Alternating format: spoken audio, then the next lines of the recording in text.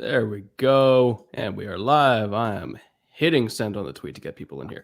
Welcome everybody who's already in chat. Thank you for joining us for this little post Super Bowl start of draft season listener Q&A. Glad you all could make it. Man, that game, I don't know about you, AJ, did not quite go how I thought it was going to go. I thought the Bucs were going to win. No, it did not. On my Patreon picks article, I wrote this long diatribe about how I thought Tampa was going to win this game because in the second half of their last meeting, they looked like the far better team, and I thought they were going to continue momentum. I didn't think they were going to continue it that much, though. I mean, damn.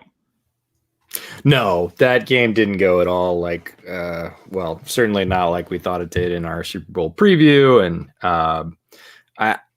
I didn't talk to very many people that were like, oh yeah, this is totally the game I expected. Even Tampa fans and hardcores were like, whoa. And let's just get this out there. The Buccaneers absolutely deserve to win that game. They out-coached the Chiefs flat out, offense and defense. And that is a fact, like, period, end of story, no ifs, ands, or buts. We can also talk about the fact that the officiating at the end of the first half was, whoa. Like, yeah, if you're going to hand it to him. But, that is a secondary, tertiary, whatever concern. The Bucs deserve to win the game. They played better. They dominated the offensive line, defensive line matchup between the offensive line of Kansas City and the defensive line of Tampa Bay. The number of pressures on Mahomes was historic. People are like, why doesn't he step up in the pocket? There is no pocket. There are four guys running at him at full speed. Like, yeah. And it was a, good performance by him, but we were also led to believe that, his toe was probably a little bit better than it was. He was functional, but he was not full strength. You could see it. I mean, the fact that he ran for 497 yards on a toe that, biomechanically speaking, was barely attached to his foot. You could tell pretty early on that he was going to be like, a wounded Mahomes is still pretty damn good. Certainly better than any quarterback my team has rolled out in some time. But he was not 100%. Was he good enough to win the game? He probably was if he had some protection, but he didn't have that. And the combination of the toe to start and then the toe once it got smashed, that really limited his mobility. So it would have been fun to have a fully 100% or close to 100% Pat Mahomes in this game and see what happened, see if that did make the difference. But as it was, the Bucs dominated this game. And I don't think anybody expected that level, what you were saying, of domination. Like, I certainly didn't. I thought the Chiefs were going to win. If the toe was healthy and the weather was good, I was like, I think it's going to be Chiefs. Toe was not healthy, weather was good, and the Bucs still crushed them. Crushed them. Yeah. Dave Niamu, I hope I pronounced that last name. He just brought up an interesting point. He said, why so much scat protection? There was a stat that went out there about how the Chiefs used 5-man pass pro on 92% of their snaps. Here's the thing, though. I just finished charting the game. Technically, yes, they used 5-man protections on virtually all of their passing plays, but a significant portion of those had built-in chips on either side. So even though they were 5-man protections, they were still giving the tackles a lot of help. The problem was they were calling these chip protections to basically allow Mahomes to do all that deep drop stuff where he gets himself in trouble. And they wanted to take shots down the field, which is why they built in so many chips. The thing is, if you're trying to take deep shots down the field against too high zone coverages, it doesn't matter how much time you try to give Pat in the pocket. Those routes aren't going to be open anyway. So what they really needed to do was just mimic the game plan they had against Buffalo and say, all right, if you're going to park two safeties 20 yards deep, we're just going to work quick game and RPOs and at least try to run the ball. Like, I know it's easier said than done against Tampa, but at least they popped a couple.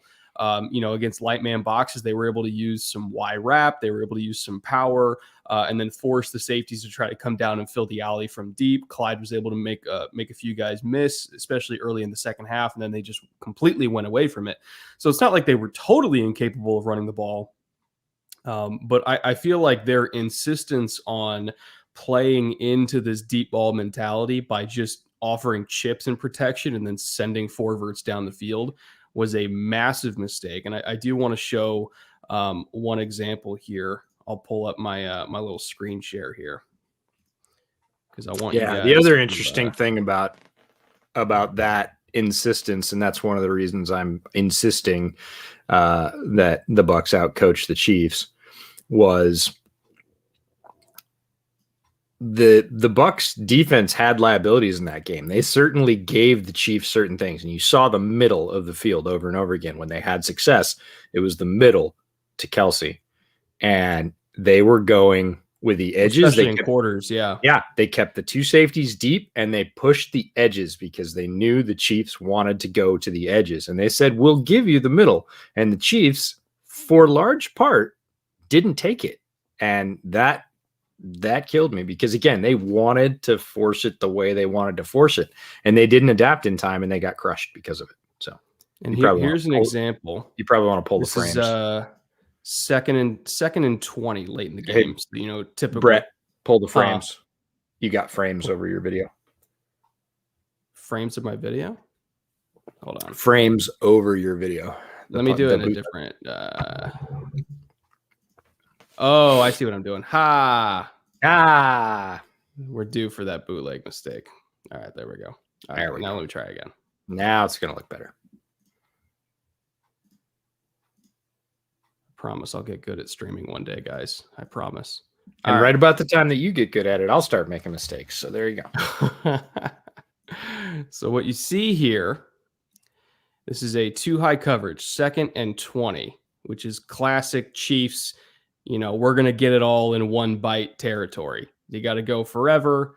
Now, this is a quarters look. I know it looks like you got a press coverage here, but that's like a typical quarters adjustment with 3 receivers by 1 is you have that backside corner playing press technique and what's called Meg, or man everywhere he goes. And then you have a box coverage with these 4 guys on these 3. Now, this is a variation of quarters called clip in Nick Saban language. And I want you to understand that they literally did not run this the entire game until 2nd and 20 when they knew they were going to try to take a shot because they are incapable of just looking in the flat and trying to get a one-on-one. They always want to take a shot, particularly to Tyreek. So they called clip. And what clip is these 2 guys right here, the Mike linebacker and the nickel.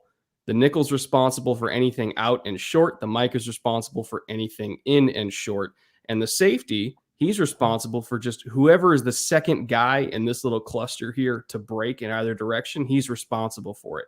If there's nothing out and short, this nickel is supposed to haul ass deep and replace and rob underneath this number 1. So you can watch what happens here, and they kind of vary up how they play clip. So you got the Mike walling 1 inside, the safety's taking the second break, the nickel's hauling ass back. Normally, he's supposed to rob underneath this dig. And that's kind of what the Chiefs were counting on, because then you could get Tyreek on the post. But Tampa knew that Tyreek is the threat here on 2nd and 20, and they're not going to throw to anyone else in that down and distance. So the nickel hauls ass and brackets Tyreek on the post. This safety's just hanging out here in case Tyreek goes back to the corner. So it's essentially a 3-on-1 here on Tyreek. Pat's hanging out 12 yards deep because, again, he's thinking, I'm going to take my shot or die trying. It's not there because the bracket's there. He takes a crushing sack, and that sets up like 3rd and 33. So this was, I think, brilliant by Todd Bowles of recognizing, like, look, we don't give a shit about anyone else on obvious passing downs other than Tyreek Hill. And even though we're playing clip, which is something that should theoretically leave him one-on-one, we're essentially going to triple team him, and because Pat's not going to throw it to anybody else. I thought it was just absolutely great game planning on Tampa's part to see that coming. And I thought it was really a a poor job by Kansas City to basically not just copy and paste their game plan from the Buffalo game and protect Pat from doing that, from trying to hold the ball forever to hit Tyreek deep. Because if they just emphasized the quick game, they probably would have put up a lot more than 9 points. Yeah, Tampa's game planning on both sides, certainly starting with the defense. And again, what we talked about, taking away the edges, taking away the deep, leaving the middle, rushing 4. They blitzed at a lower percentage than they had all season. They went completely against type. They played 2 high shell much more than they had all season by a good amount. And they rushed 4 only, way above type. Normally they bring 5 and blitz at a much higher rate. So they basically flipped both pieces, coverage and rush, and played consistently against type. So almost all the tape they'd put together all year said they'll do this in this situation. And then they went opposite, and they had great success rushing 4. We saw that all night. Pat was harried, and some of those drops I posted at one point on Twitter during the game. So we have a full, reemergence of the Texas Tech Pat Mahomes, and man, is that wild, because he looked exactly like he did at Texas Tech, running around, dropping 15, 20 yards, throwing while diving through the air. Like, that was all Texas Tech tape if you scouted Mahomes at Texas Tech. And it was just crazy because you saw how far he's come since then with Andy Reid's guidance and Eric Bieniemy and Matt Nagy and all those guys that helped build him into the quarterback he is. Because I was like, I recognize that, and it's the college Pat. Like, but we haven't seen that in so long. We've just seen him standing back there and, running around and ripping people on those deep shots. But they put the brackets, they put the doubles, they put the coverage emphasis on the places they wanted Kansas City not to go, and Kansas City didn't do the damn thing and shift. And they got their ass whooped because of it. And it was kind of a bummer, because we were really looking forward to what could have been a very classic Super Bowl. And it turned out to be a lousy game. I mean, like, as a football game, it was not a great game. It's tremendous if you're a Tampa fan, but for the rest of us that just wanted a good football game, it was a tremendous, again, coaching performance, and I don't know, almost premonition by the Tampa Bay coaching staff to say, this is what's going to go on, and we're going to flip the script and make it go in our favor, and then we'll adjust if we need to. They never really needed to adjust, because KC took very few of those middle shots. They got a couple to Kelsey, and it almost looked like prevent defense to me. They were like, nope, we'll give you that. Like, we're willing to give you Kelsey 1-on-1 in the middle at 15 yards. And normally that would get you killed, but that was the only thing they were giving up, and they never gave the shot to Tyreek. I mean, Tyreek, in going into the third quarter, had 2 receptions for 14 yards. Yeah. And that's insane. They finally hit on like a slant against 2-man. Yep. But there was he got all the way across. Yeah. And there was a comment that said, oh, you should have, put him on the backside, get the 1-on-1 for the go route. They weren't giving him the 1-on-1. That was their game. They gave him the 1-on-1 last time, and you put up 200 yards in one quarter. I did not see a single 1-on-1 deep down the field with Tyreek the entire night. I just finished. No, they doubled him in minimum, and like you said, kind of sort of subtext tripled him in certain ways. Yeah, where it's like it's a double if you go to the post, it's a double if you go to the corner. Like, they were willing to literally have a safety sitting out in the middle of nowhere with a thumb up his ass, just on the off chance Tyreek ran over to his area, rather than drop a guy down to play the run. Because they'll give up 7-yard carries to Clyde all day long if it means they're not giving up 50-yard throws to Tyreek. And this was not the first time a team has done that to KC this year, but this is the first time a team with as much talent on defense as Tampa has done it to KC.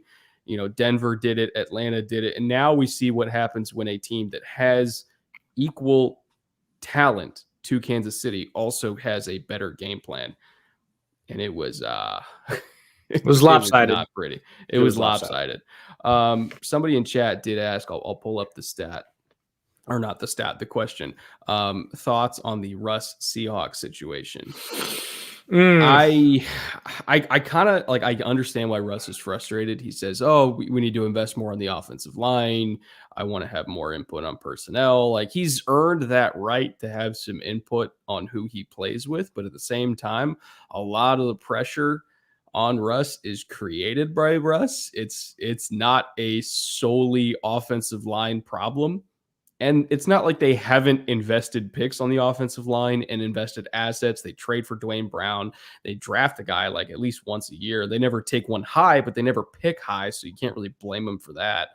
I understand why Russ is frustrated, but at the same time, it's not like this is not a Colts Andrew Luck situation. Like they have given him help. They have given him a supporting structure. Sometimes I feel like Russ playing outside of that structure has gotten him into trouble, but he's so good at it that you kind of want him to keep doing it. Again, I understand his point, but this is not solely a Seahawks front office problem. No, not since Tom Cable left. And if you're holding bad feelings from that area, I wouldn't blame him, because there were plenty of shots he took that he didn't need to, but that was a while ago now. And the strategy for both Schneider and the Seahawks has changed in terms of investment. Last year we saw him get Lewis, and they get Posick the week before that. A couple of years before that, they trade for Dwayne Brown. They get rid of most of their stiffs on the offensive line. And again, they're not dropping first rounders every year, or first or second rounders every year on the offensive line. But again, you don't need to with the interior offensive line. We've talked about that over and over again, that the sweet spot for interior offensive line is pretty much third through fifth. Tackles, you are going to have to get high. But look, you got a Dwayne Brown. Cheers. What do you have, by the way? We should do that. Shivas. First time I've had Shivas on the show. Shivas 12. Good blended scotch. If it was a bottle of Crown, I'd ask you if you work construction, but that's just a joke, because I used to. I have a beer that I'm excited about because I haven't had this particular variant. This is Crux Fermentation Project from Bend, Oregon. And the style is a Northwest Pale Ale, and I love the name. It is the Playwave Northwest Pale Ale can art. Playwave is a whitewater kayaking term. I used to be a whitewater kayaking guide. And so great spot to go kayaking, great little microbrewery from Bend, and pretty delightful stuff. Got it last night on a trip out, saw it and thought, oh, gotta have that. And it's rewarding right now. It's good stuff. Yeah. Oh, looks like Roger in the chat knows Crux well. Oh, Crux. If you're from the Northwest and you appreciate good beer, Crux is something you probably would know. They're not large in distribution, but they are very creative. They have a lot of beers that are kind of out there. They're adventurous on their palate in terms of what they'll try and what they'll put out there. They are unafraid to make something that won't have wide acceptance if they think it's a good flavor mix.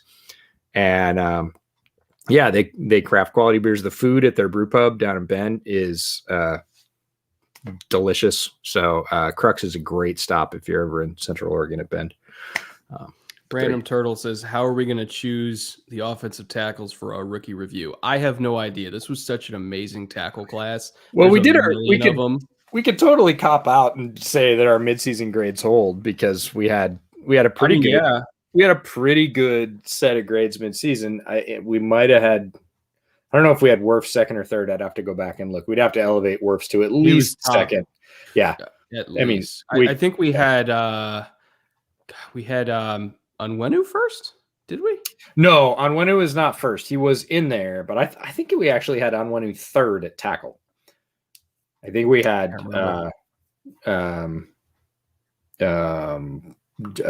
I know we had Wills in there, Beck, Wills, and Onwenu.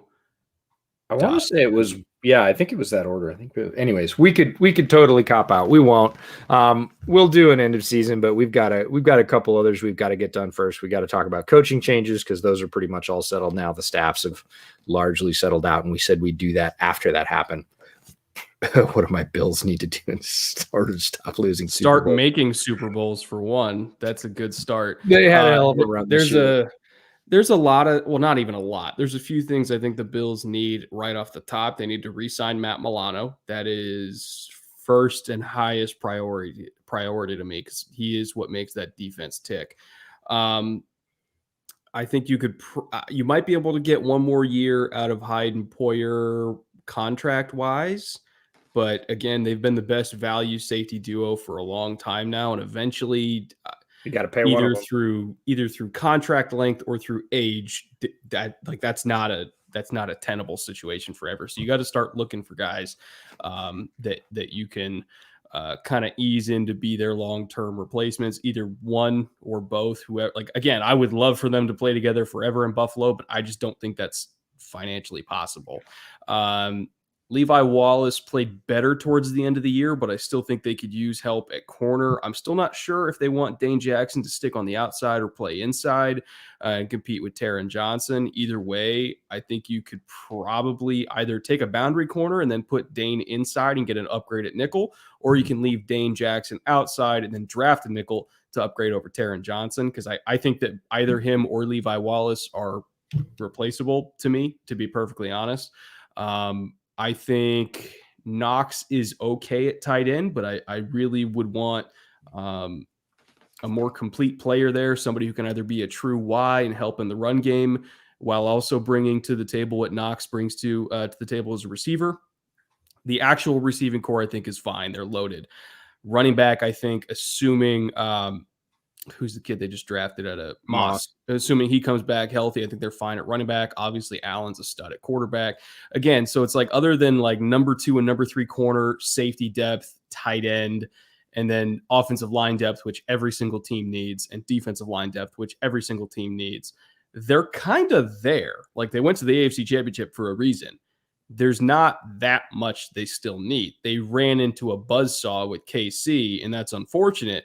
But if they fill in those needs in the draft, or at least just get extra depth, they'll be fine. Like, I think they can absolutely make another championship run next year. They're not that far off.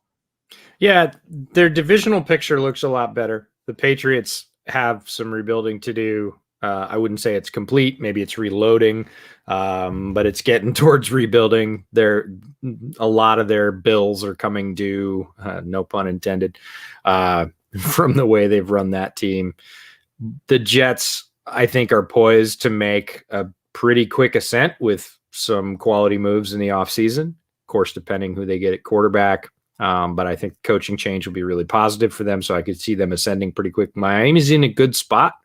If they get Tua wound up and he starts playing at even an average level, and again, they've add more talent. They've done a good job in the draft and free agency over the past couple of years to rebuild that team. So they're probably the biggest threat right now to Buffalo, but Buffalo is still the class of that division. And if you're the class of your division, you always got a good step up at, making your way into the playoffs, looking at a first round bye, and then making a run. It's a chip in a chair. You got your chance, and you gotta make it happen. And sometimes, like Brett said, you run into a team that's hot, and that's unfortunate. But I don't think structurally, I'd agree with Brett that there's nothing wrong with that team. There's things you could add, but the core, even if you were just to basically run it back, is pretty darn good. Yeah. There's an interesting question here from Alec Thomas, maybe a lengthy answer, so I don't want to take too much time, but in short, what are each of your individual processes for charting and breaking down film? For me, it depends on what I am breaking down. That's the answer I was waiting for right there. If I'm trying to find like a specific, why did this offense fail? I will take copious notes on formation, personnel grouping, down, distance, situation, play call, pre-snap defense, post-snap defense, results, any notes that I have on the play, like, guard tripped over tackle's foot, which allowed like that kind of, like, if I'm just trying to like figure out what happened, I'll do copious notes. If I'm just kind of doing like notes on a draft prospect, I'll take down like, notes on traits for what I see. If I see a play that like really exemplifies those traits, I'll notate where I can go find it so I can throw it onto B-roll. Like if I do a draft breakdown on it, I'm not going to do like down, distance, personnel grouping, all that kind of stuff for draft prospect notes. It's literally just notating like, here's the traits I see. Here's plays that are good examples of it. Here's stuff I don't see. Here's some plays that are maybe negative examples. Just so if I decide to use footage, I can go back and find that footage easily. But it's more kind of loose notes, I would say, for draft breakdowns compared to scheme breakdowns. What about you, EJ?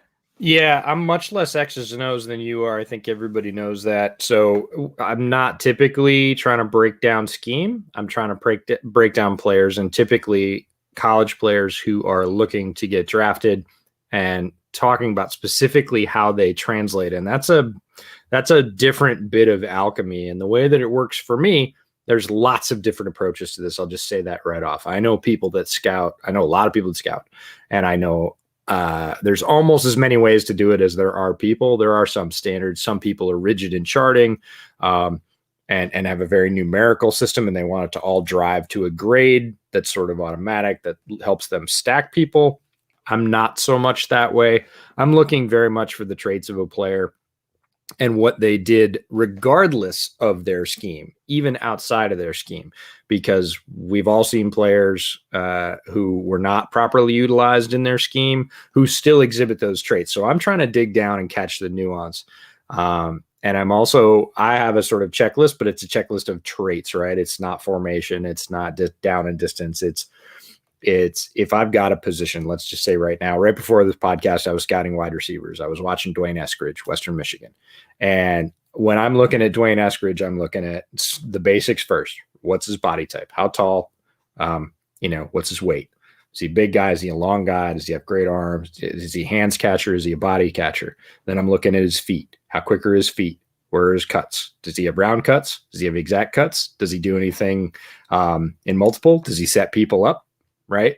Where's his wide receiver skill? So I'm looking at physical traits, and then I'm looking at how he uses those, and then I'm looking at the results. So he gets himself open and it hits him in the hands and he drops it. Okay, do I care about that? I don't know. If I see it 3 more times, I might. So I make a note of it. Same as Brett. I'm going to make a time reference on the film for all the things I see.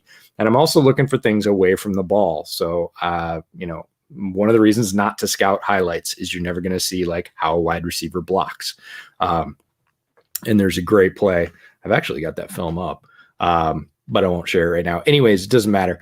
It's the little thing that I picked out of Dwayne Eskridge's film. There's one where he goes out on a block. Western Michigan runs a lot of RPO stuff. So he comes in on that stupid little the ISO receiver side slant block, right? He comes in and he's picking off who's ever inside. That's his guy.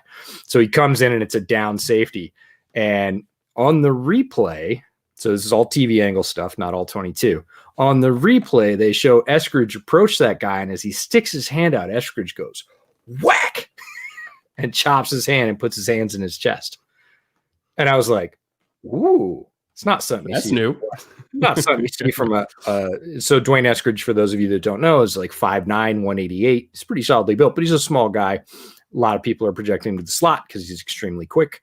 He has good routes, good breaks for all that. But to see a guy like that use, again, a more high-level technique for blocking, it's something away from the ball. He wasn't throwing the ball on that particular play. That's why I watch guys in isolation and don't try and watch 3 or 4 guys at once. I know guys that can watch 3 or 4 players at once and pick up valuable stuff. I can't do that. I get lost. I need to isolate one guy and watch what he does on each play. The plays he does get the ball, the plays he doesn't get the ball. And that's how I pick up nuance. And then I'll write that report. I'll do it for at least 2 games for every player. And then I'll write a blurb at the end. So I'll go back through my notes and I might sort of contribute to the blurb as I'm going along. And just that helps me tremendously when I've got 250 of these reports and somebody on a podcast goes, well, what do you think about reference the blurb? Yeah. They're like, what do you think about Dwayne Eskridge blocking? And I was like, I've watched 18 receivers since Eskridge. I don't really remember. And I go back and, hey, exhibits some second level characteristics on blocking and is willing to mix it up, needs some technique work. Boom. That's in the blurb. Right. So that's what I do. Again, there is no right way. I know people that do hyper rigid scouting reporting, numbers based, block based charting. I know people that do it much more by feel. Did you see this? Somewhere in the middle. McDowell got cleared? When did that happen? No, he tried last year and he ran it up and they said, we'll see. So I hadn't heard that he got final clearance. Wow. No, but I had heard that he was sniffing around. That's interesting to me. It's interesting. He was somebody that when I was doing my scouting process on McDowell coming out, he was one of those guys where I basically did do a note on every single play because every single note was holy shit, oh my god, smashing just physically he was a wrecking ball. Yes, yeah, no, it'll be interesting to see what's there, and by what's there, I mean what's currently there because his accident was really bad. Yeah. And you don't know after any kind of accident for anybody, but certainly a high level athlete, what was lost, what's still there, maybe what, anyways, it'll be fascinating to see where he is now, because it's been a while, right? We're talking about years now. And when you're talking about an average career in the NFL of like 3.4 years, he's been out. He's already, that long. yeah, he's already over. He never even took a snap, but my God, he was good in college. Amari Rodgers and Etienne. I have gone through 2 games of Amari Rodgers, but also every single Senior Bowl snap. The Senior Bowl Amari Rodgers for him. I have all the one-on-ones, which EG, I still got to send those to you. Luckily, Jim Nagy was kind enough to allow media to get the all 22. And I captured that while I could at the time of all the practice one-on-ones from the Senior Bowl. And Amari Rodgers was one of those dudes where he's running routes in the one-on-ones and you're like, oh shit, that's different. That's very, in terms of separation, you're like, that's quick. It very Sterling Shepard-ish to me, which if people don't remember Sterling Shepard at OU, was damn near uncoverable inside when he had a two-way go. Amari Rodgers, very similar, I think, to Sterling Shepard. And I mean that in the best possible way, because I love Sterling Shepard. I think he's going to be one of those dudes that rolls in early and takes a slot job, and it's going to be third and Rodgers. He's that kind of guy. Yeah, his Senior Bowl reps were massive for him because there's a lot of guys in this draft that fit in that mold. And early in the process, and especially with the limited process where we're not going to see all of them equally, no combine and everything else, something was needed to create some separation there. Yes, pun intended. And again, he was consistently throughout the 3 days the top slot at the Senior Bowl, and that sticks with scouts. It absolutely does. Having been there, having heard that buzz, it's all you talk about when you go out to dinner. Who'd you see today that stood out? Hey, is there a guy that's made plays multiple days that's caught your eye? Like that conversation happens in repeat, just ad nauseum everywhere you go. Who have you seen? You know, what ticked it off for you? Like, who's the guy that's under the radar? Like, you have that conversation over and over again. And Amari Rodgers was a guy that made plays every day, and he was the top slot at the Senior Bowl and made plays in the game as well, which is just a cherry on top. Extremely consistent, and yeah, looks perfectly positioned to roll into the NFL as a functional slot, a guy you can give a two-way go-to on just about any play, who is going to produce like consistently. So Rodgers, I think, is sort of sliding up the ranks because, again, there's a bunch of guys. I did a podcast this weekend with Field Goals, the site that covers the Seahawks, and Brandon Scholes, one of our buddies. We did a little sort of Senior Bowl recap. Brandon's tremendous. If you're a Seahawks fan, absolutely follow his work. You probably already are. We talked about Rodgers specifically because he would fit pretty nicely on the inside as a 3 or a 4 for the Hawks. That would be a just one more weapon that he could develop a relationship that Russell Wilson could develop a relationship with. And Rodgers, he's the kind of guy that you trust because he's so you're gonna throw to him because he's know he's smart. He's smart. He knows exactly where to be. He understands leverage, and he's so quick that he can actually take advantage of that leverage. Did you know it's T. Martin's either son or nephew? I had no idea. I didn't either until the Senior Bowl, and somebody brought that up, and then you sent me. I had said, "Did you know this is T. Martin's kid?" And then you sent me the picture of T. Martin with his arm. It's like, "Did you know he's T. Martin's kid?" I was like, "Check back in your notifications, dude." Yeah, I do. I sent that to you. But it makes sense because T. Martin's one of the better wide receiver coaches in college football. Yeah, the same thing with Jefferson last year. With Van Jefferson, yeah, exactly. Yeah. You can tell when they're the son of a wide receiver coach because they run impeccable routes. Yeah, Michael, the second part, Etienne is extremely fast. He's lightning. He is lighting in a bottle and more. I was trying to figure out like what team I want him to go to, because there's. Well, There's like, if you're going to take a running back in the first round at this point, it's probably going to be after 20. It's going to go to one of those teams where they mostly have a complete roster. It's just like Clyde last year, where it's like you can justify, the 2020 Kansas City Chiefs could justify taking a running back in the first round because they were a mostly complete team. At the time, their offensive line was fine. They still had Fisher. They still had Schwartz. They didn't know that Duvernay-Tardif was opting out yet. Like, their offensive line was fine. They're not going to take an offensive lineman in last year's first round. I saw that revisionist take a lot. Like, their offensive line was really good. Like, the Chiefs should have taken offensive line, not Clyde. And I was like, not at the time. Yeah. So if a team does take Etienne, it'll probably in the 20s, because those are the teams that have enough good players already that they can justify taking a running back as the quote unquote like finishing piece. But then when you look at the teams that are actually picking in that range, it's, the Bears, who, God help them, if they take a running back instead of a quarterback, it's their own fault. The Jaguars, they got Robinson, they're fine. The Colts are fine. The Browns are fine. The Titans are fine. The Buccaneers are probably fine.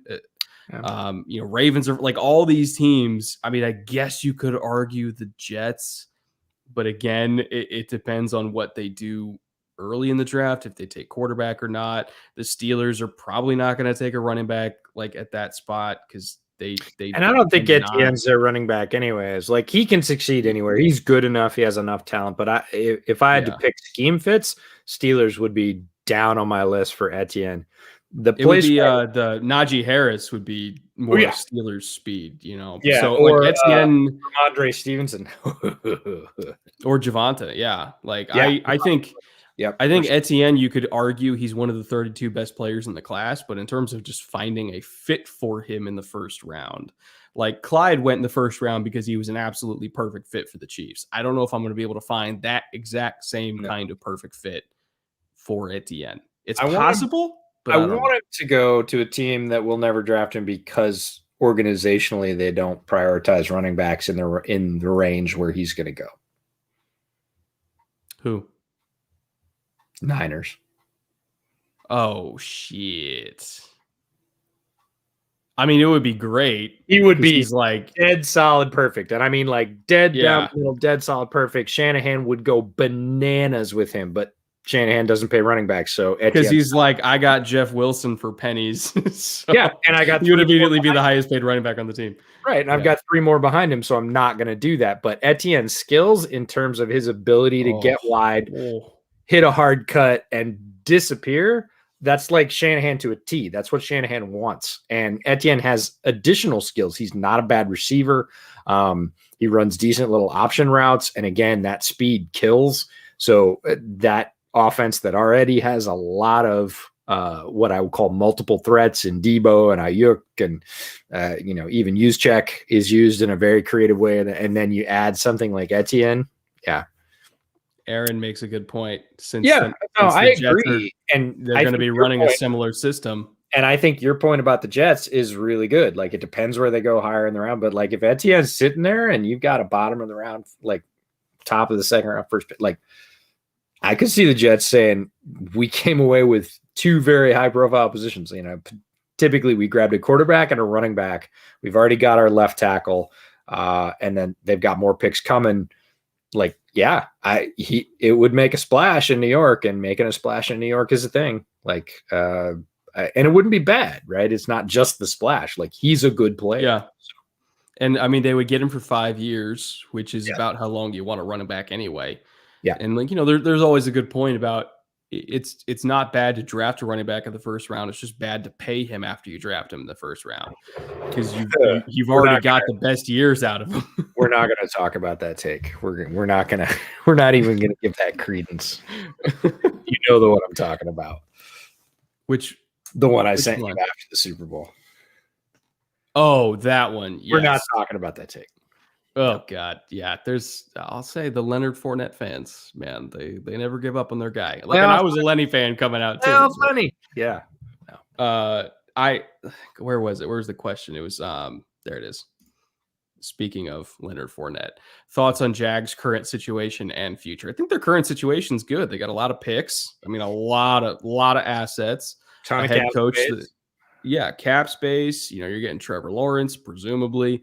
You have a highly respected head coach in terms of, well, culture. I think is a little bit of a we're picking nits, I think, in some of the cultures that Urban Meyer has established, but every player from his Ohio State days says that he was a very fine leader of men and that all the stuff about him at Florida was unfounded when he was at Ohio State.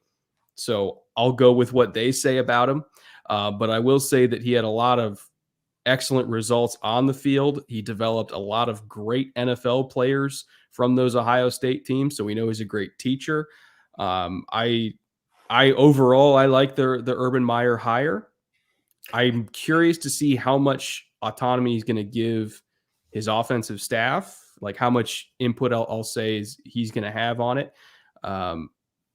Because like when he was with Ryan Day, like it was Ryan Day's show before Ryan Day took over at head coach. So I'm curious to see if he takes a more hands-on approach, if he's more a CEO type, culture builder, leader of men type, like what Dan Campbell's going to be in Detroit. Like I'm curious to see what happens there. But overall, I mean, the results kind of speak for themselves. Like we know he's a good head coach. Plus they're getting Trevor Lawrence. They have a lot of picks, a lot of cap space. It's a pretty easy place to recruit free agents to, even when they're bad, because generally people like their owner. There's no income tax there. So I think they're going to be able to make some pretty good signings. Like I think the future is bright for Jacksonville. I don't know how long it's going to take them to build the program because it depends on who they pick and who they sign, but they have all the resources there to turn this team around in 2 or 3 years, if not less than that. Yeah, I think they could go quicker than that. And I'd actually like to see them spend some defensive resources in free agency in the draft. I would like to see them acquire some defensive help because their offense is low key really good. They have a running back. They got lucky last year. They picked up a running back for nothing who, was tremendous and looks to be very solid going forward in all facets of the game. They obviously need a quarterback, but we think we're going to do that right up top. They need a little bit of offensive line help, but their skill position players are low key pretty good. They could use a fast tight end. But their receiving core, their receiving core is tremendous. They have a lot of different and varied weapons. We talk about the Chiefs having a variety of weapons. We talk about, different receiving cores, and receiving cores are really going to power your offense. If you got a trigger man, they've already got targets, which are usually what you'd be spending those picks on. They have most of them. Could they get another one? Sure. I would really like something at tight end in the pass catching range that would threaten the middle seam a little more than what they have. They could use some offensive line help, but again, they can get that later down. And I'd like to see some picks on defense to bolster the defense around Myles Jack, rebuild that defensive line to its prominence. They could use a pick at corner as well. But I think they could be competitive next year because they have so many assets, picks, and money in free agency. That team could look, obviously they're going to have a quarterback. You add 3 or 4 high-profile pieces and another 5 or 6 through the draft and free agency that are supporting pieces on largely the defense and maybe the interior offensive line. And like that team has no reason not to contend as soon as they gel. It'll take a while for all the parts to start working together, but I mean like 5 or 6 games. And it's going to take a while for Urban Meyer to figure out what the NFL is versus what his last days in college were. It is a different game. But if they can do that, if that staff can adjust fairly quickly in the first half of the season, this is not a team that is bereft of talent. There's a lot there. You get a solid quarterback pulling the trigger. You're going to see that team put up some points regardless of what they do to the offensive line almost right away if Trevor's their quarterback, because he's got a bunch of targets to throw to and a good running back supporting him.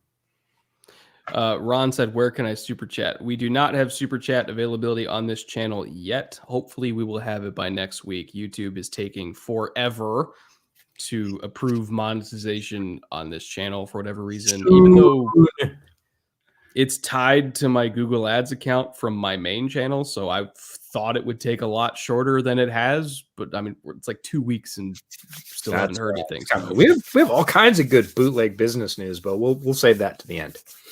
YouTube is dumb. Yes, Tom, you have no idea. Sometimes. I've been doing this for 5 years. What's your opinion on William Jackson? Super nervous. when you call What? him a YouTuber. Oh God.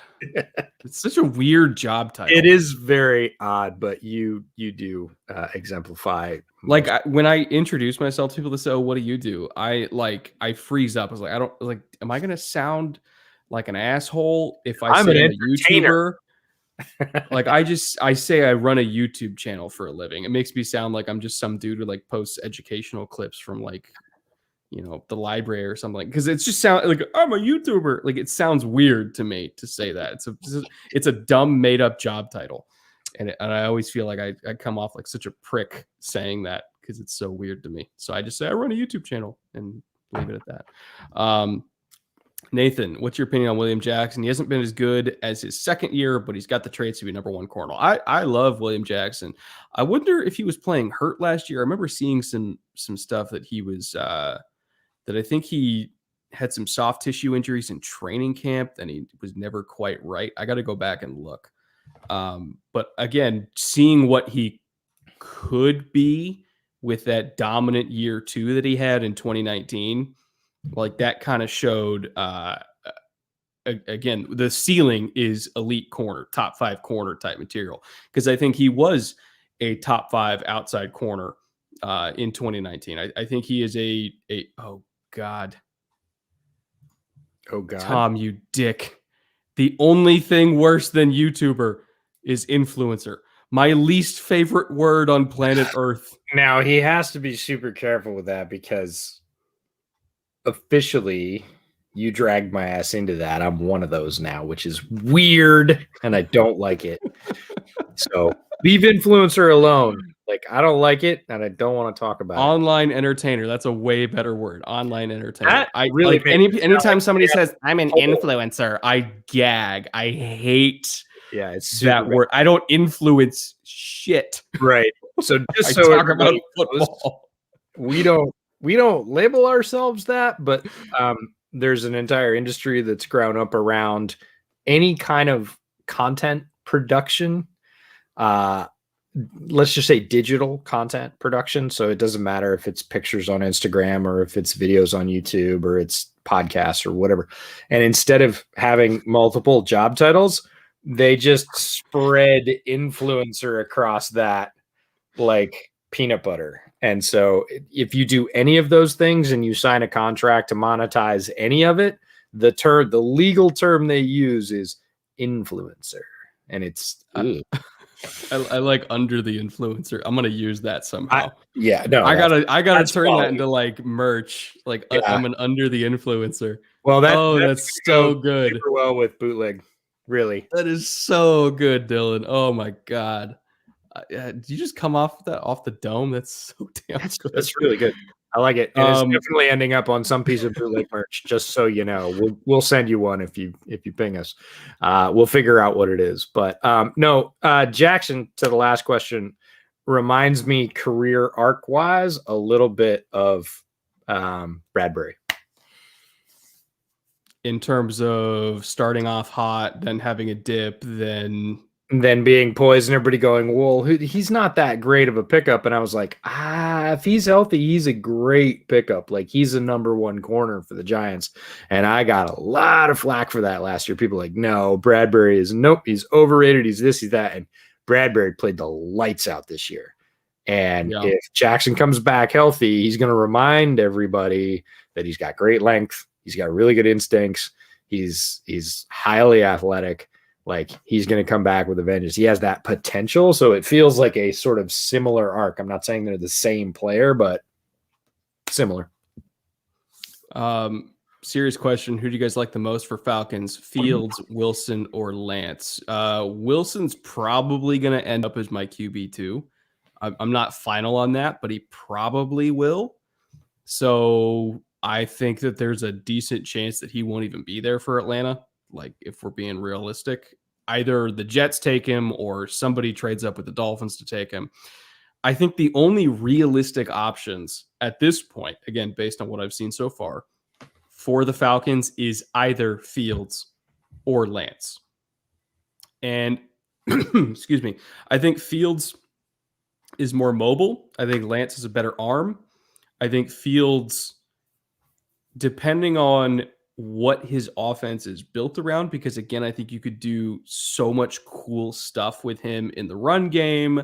I think in terms of getting him on the move and throwing on the move, I think he can do some really tremendous things in like a Shanahan style offense where it's a lot of bootlegs and rollouts and that kind of stuff. Again, I think he could be absolutely phenomenal.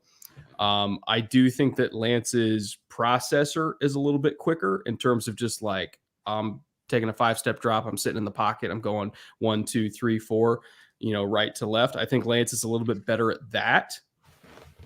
Combined with his strong arm, I think you could argue that he is a little bit higher potential as a pocket passer. But again, I've only done 3 games of Lance. One of them was 2020, 2 for 2019. I want to get at least 3 more from his 2019 season. And then I've done 3 games of Fields, and I still want to do 3 more of him. One of the Fields games that I did was the Clemson game where he played great, but keep in mind that Ryan Day also had a phenomenal game plan in that game that really emphasized kind of a weakness in the Brent Venables defense where they didn't have a whole lot of checks to handle formation into boundary stuff. So he was hitting backside posts where there was no safeties in the middle of the field. So part of that was game plan. Part of that was Fields, having a cannon for an arm. So again, I'm not quite sure on who I like better between Fields or Lance. Gun to my head, probably Fields, but I wouldn't be surprised if that answer changes to Lance by like St. Patrick's Day. Yeah, there's still plenty of work to do on the entire field of quarterbacks.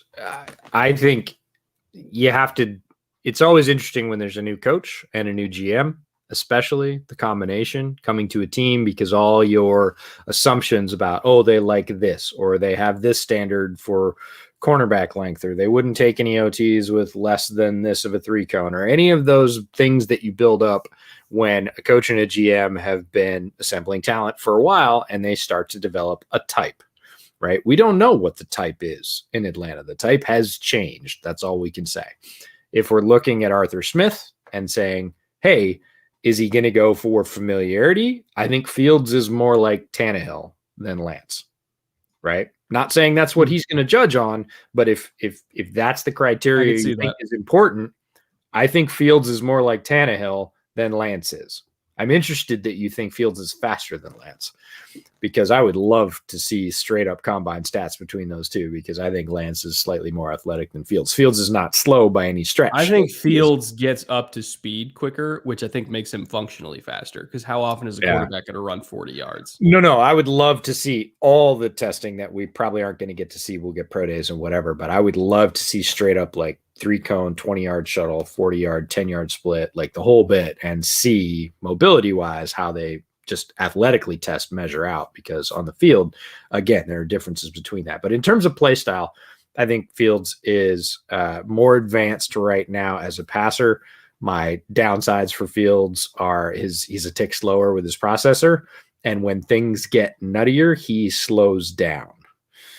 Some quarterbacks speed up and do things too quickly when things get nutty, and some slow down and then end up succumbing to pressure. Fields is a slower downer, if that makes sense. Doesn't mean he's a bad quarterback, just means that's his typical reaction to pressure. Quarterbacks are usually either one or the other. But if we think Smith wants somebody more like Tannehill, it's Fields. If he wants somebody, I think that sort of, wants to take more deep shots, and is just sort of overall pure athleticism, believes, again, that that's what he wants his quarterback to do to expand, that might be Lance. But again, he would be betting a little bit of his of his honeymoon on being able to develop Lance, because Lance is not as far along in his development as Fields is. So it's a toss-up for sure. Yeah. And the answer is we don't know, because they've never picked anybody as a tandem like this in Atlanta before, and they're going to start with this season, and then we'll start building that data. I agree with Nathan. He said I'd love him to go to the Niners. I would too. I think he would be fantastic with Kyle Shanahan as a teacher. The problem is I don't think he makes it that far, because he's a quarterback. Discussion. He's a quarterback in a class or in an environment in the NFL where over 50% of the quarterbacks are going to change teams this offseason. So there's very few teams that I think would be above either taking him in the top 10 or trading up from the top 10. So I think he's not going to make it to the Niners at, I think it's 12 that they pick. I just don't think there's a chance he makes it there. So if the Niners really want to upgrade from Jimmy G, or at least get somebody that is a potential upgrade from Jimmy G, they're going to have to trade.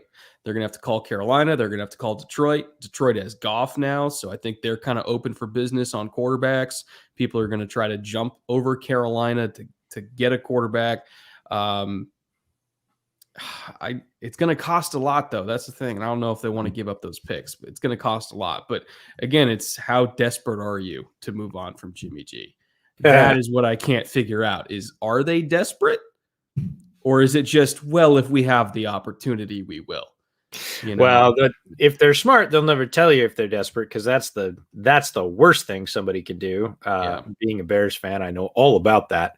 It looks like Ryan Pace may have actually kept his powder dry for once, and not spilled it all as soon as a team said boo, which is good news. But yeah, I don't know. I'm certainly on record as saying that I don't think as many quarterbacks as typically people think are going to go. 6 is a crazy outlier, and I'm hearing 6 all the time. Oh, 6 for sure. And I'm like, no, not 6, maybe 5 in the first round. There's not 6 good enough quarterbacks. That's the problem. Yeah, surprise. There's so many people out there saying there will be 6. And I'm like, there will not be 6. There's been 6 once in the modern draft era. It's unlikely to happen. And again, that was a better reviewed draft class than the current one. So don't think it'll be 6. And the question is, again, how high do you pack them in? Because if you wait, they'll probably be gone. And that does drive it. But I don't think it's impossible that Trey makes it to 12. Might be unlikely. But I don't think it's impossible.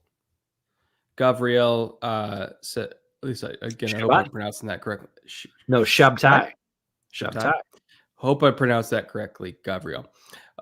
What should the New York Giants do with Daniel Jones if they get an opportunity to pick a top quarterback? Well, my cutoff at top quarterback is Trey Lance. So the question is, if Trey Lance is on the board, do the Giants jettison Daniel Jones? Yes. The short answer is yes. We got tagged on this on Twitter this week, right? We got dragged into this. One of our longtime bootleg. We did? One of our longtime bootleggers. You with your many mentions probably missed it. One of our longtime bootlegger listeners, Rohan, who is a New York Giants watcher and content creator, was getting into it with another New York Giants fan, and made a good argument all on his own for Daniel Jones. And then at the very end said, or you could listen to voices like Brett Coleman and EJ Snyder, who've watched a ton of film and have opinions on Jones. And the guy came back and said, well, what does he think about? What do they think about Garrett as an OC? What did they think about him under Shermer? And I'm like, sometimes it's not that complicated. And we got a lot of that. We're getting a lot of that right now with all the Carson Wentz talk, right? They're like, well, the offensive line was terrible and his receivers couldn't get out. Like, yeah, those things are all true. Outside of that, objectively, Carson Wentz played like a burning dumpster. He was objectively terrible at doing his very own quarterback thing, regardless of what was around him. Now, Jones is not in that same vein, but like Jones had how many touchdowns this season? I don't know if he had as many as his turnovers. He might have been negative on that. No, not many is the answer. And you can say that, for the first half of the season, the Giants offense was a wreckage, and it was. They weren't using the assets they had properly. Second half of the season, they lit up and they got it going. They decided, hey, Evan Engram is better as a receiver. Yes, he is. And you started to see that roll, and people say, oh, the absence of, Saquon. Sure, Saquon's a tremendous player and a security blanket, absolutely. But Wayne Gallman played great in relief. Like, he was above replacement as a relief player. Not a net loss there. Now, is he Saquon? Absolutely not. It's not what I'm saying. Don't twist that. But Wayne Gallman did a fine job at running back and created a bunch of positive plays for the Giants throughout the year.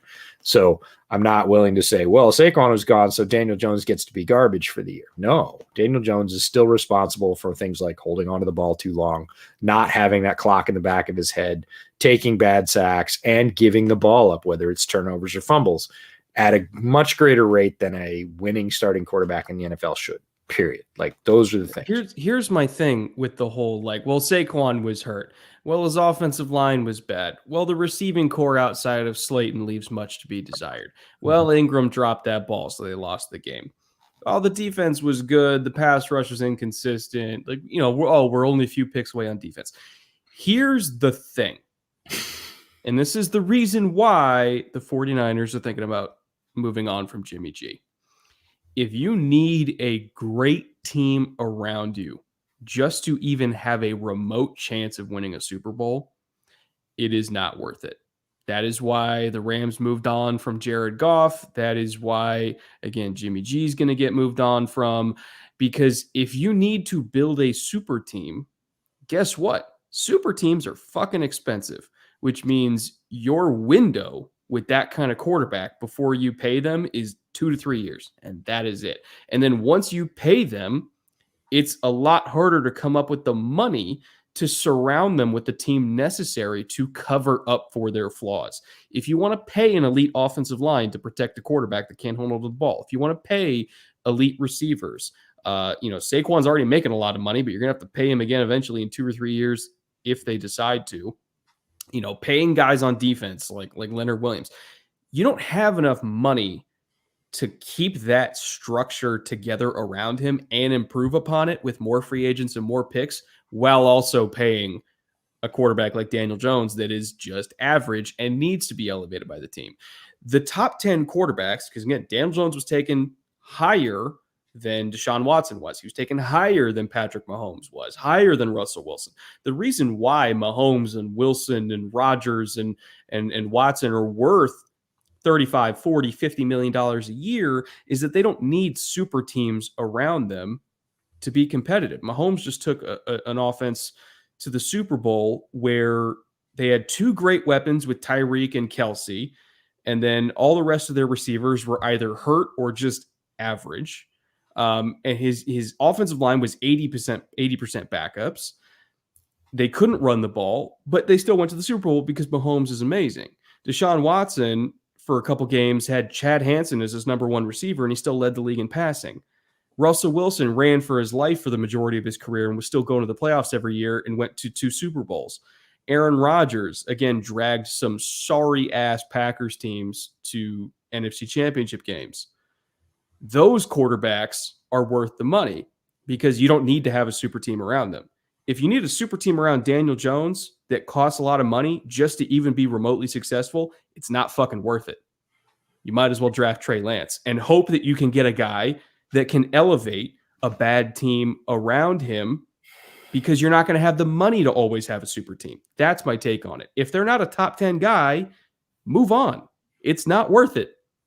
Yeah, DJ and Bucky have a theory on this, and it's for those of you that listen to Daniel Jeremiah. If you don't and you're interested in the draft, you absolutely should. At Move the Sticks podcast, Bucky Brooks, former NFL wide receiver, former scout, now does a podcast with DJ Bucky. So the two of them have a theory, and they call it trucks and trailers. And trucks are guys like Rodgers and Russell Wilson and Deshaun Watson that don't need anybody around them. They can pull the rest of the team with them.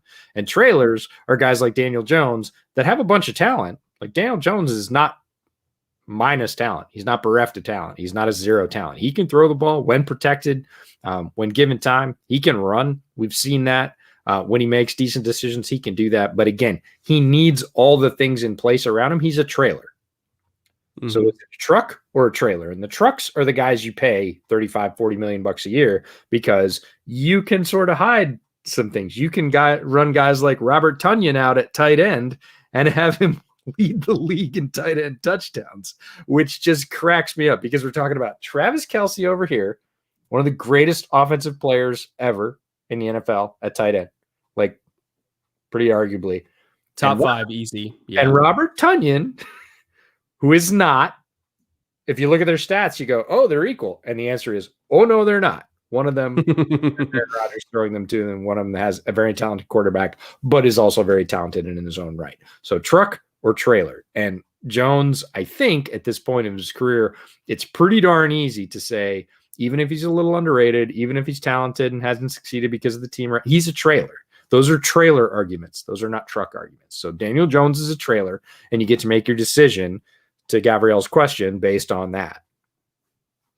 And I mean, this was part of the reason why I made that video last offseason about like, what is Dak Prescott worth? Because I think there was legitimate questions about, is he a low-end truck? Is he a high-end trailer? Is he like, he was in that gray area where it's like, I can see the argument for truck. I could see the argument for trailer. Like they lost to a lot of good teams, mainly because of critical mistakes, like at critical points of games by Dak Prescott. And so I was wondering, so is it worth it to pay him? Because once you do, you're not going to be able to surround him with the kind of super team that he had maybe, early in his career with the best offensive line in the league and, some really good picks that they hit on defense. Like you're not going to be able to do that once you pay him $40 million a year. And so I had legitimate questions of what is he? And then we get into 2020 and he absolutely tears the face off the league. And you're like, he has ascended. He is now very clearly one of those top 10 guys that you can't get rid of. So the argument for Daniel Jones is like, well, maybe he'll be like Dak Prescott and ascend to that status. But the problem is Daniel Jones to me isn't even in the gray area. He's already starting at a lower point of debate than Dak Prescott ever was. So it would take like an all-time improvement from year 2 to year 3 for me to consider him worthy of that deal. Now they still have time to determine, like they still have a few more years to determine if he's worth it. But if Trey Lance is there on the board, based on what I've seen so far, I would rather move off Daniel Jones and then roll the dice again on Trey Lance, because I think he's just as naturally talented, if not more so, than Daniel Jones. And I've got a few more extra years of a cheap quarterback, and I can keep building the structure around him and go make a run. Yeah, you're seeing this more in the modern NFL, right? Used to be, you got to give him 3 years and a system and some coaching and some players and a sort of window built towards the end of that 4 or 5 year control for a first round. Now we were even hearing it for Tua this year, which I think is too early, right? Tua had half a season, played okay, but very up and down football. Is that the best Tua we can see? No, it's not. Like Tua, I think, can be absolutely a high-level trailer pretty quickly with a little more seasoning. So it's too early to pull the trigger. But people are talking about that in year 1 now, right? Daniel Jones is not a year 1 quarterback. We have a pretty good sample size about what Daniel Jones is, and I'm still hearing this argument that we should develop him like he's a rookie. Oh, he hasn't had a chance. He hasn't had a good offensive coordinator. He hasn't had this. At this point, those arguments are getting pretty thin, and you're running out of time to really try them out.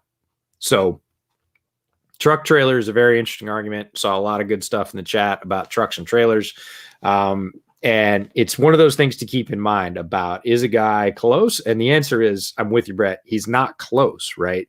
If you're still making those arguments in year 3 and saying, maybe, it's like, I think Bucky actually said this one. I might be misattributing him. And if I am, no slander intended. He was like, I don't really think we know what Daniel Jones is yet because of X, Y, and Z. And I was like, really? You haven't? There are certainly plays that players make that are all theirs. They are their own. And football is a team sport. Absolutely. It's influenced by the guys around you. But there are certain times in certain games where players make plays that are all their own. And you look at them and you go, what the hell was he doing? Like, yeah. That was all that, like, that wasn't the situation. And if it was, he just misread it, which is, again, on him. His coach didn't tell him to, tuck his head and never look up again. Like, players make plays that are their own. And I think we have enough of those from Daniel Jones that we can decidedly say he's a trailer and he's not really close to being a truck. If there's one that is in the gray area, and I want to respectfully disagree with Barclay here, it is Baker Mayfield. That's one that I don't think we know yet. He is in kind of that gray area that I think Dak was going into 2020, because Baker's early career was not fair to him. He was dealing with Freddie Kitchens and Hugh Jackson. his first year in the league, like they did not have as much talent as they do now, not even close. Now he's got Jarvis. Presumably Odell's coming back. I don't think we really know, but even then, their receiving core out, like even without Odell, like their receiving core was fine. He's got great tight ends, elite offensive line, great running backs. The defense isn't awesome. Like there's some pieces there. If anything, I would dump all their draft capital into defense, but I love their coaching staff. I love their offensive philosophy and the surrounding talent with him there. But I think he very clearly has an opportunity, second year in the system in 2021, to show that it's not just the system and it's not just the talent around him that did all that work this year. Again, I think he's in that gray area where he can show in 2021 that he is one of those top 10 guys. Will he do it? I have no idea, but I put more faith in Baker doing it than Daniel Jones doing it. So I think if there's one guy where I'm still in wait and see mode, but optimistically, it's Baker Mayfield.